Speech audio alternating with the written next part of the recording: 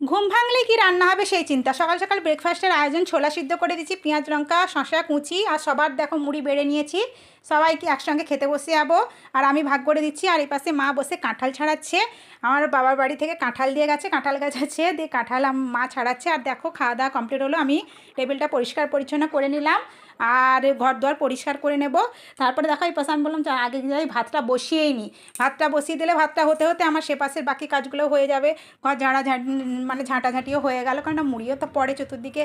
দিয়ে দেখো এই পাশে কালো মেঘ অন্ধকার হয়ে এসছে। আমি সব জামা কাপড়গুলো আগে তুলে নিলাম, কেন বলো তো, যদি হঠাৎ করে মেঘ চলে আসে ভিজেই যাবে, তার থেকে একটু আগে তুলে নেওয়াই ভালো। সকাল সকাল কেচেওছিলাম, সব শুকিয়েও গেছে। এবার একটা একটা করে সব গুছিয়ে নেব। তারপরে সে পাশে রান্নাবান্নায় যাবো, কেননা রান্নাবান্নায় গেলে আর এগুলো পড়েই রয়ে যায়, বেলা 3টা বেজে যায়, আর সময় পায় না। কেননা রান্না হওয়ার পরে খাওয়া দাওয়া এসব চলে। আজকে নোটের শাকের তরকারি করেছি একটা, আর কচু ভাতে, উচ্ছে ভাতে এসব করেছি, মাছের ঝাল করেছি। টাটা।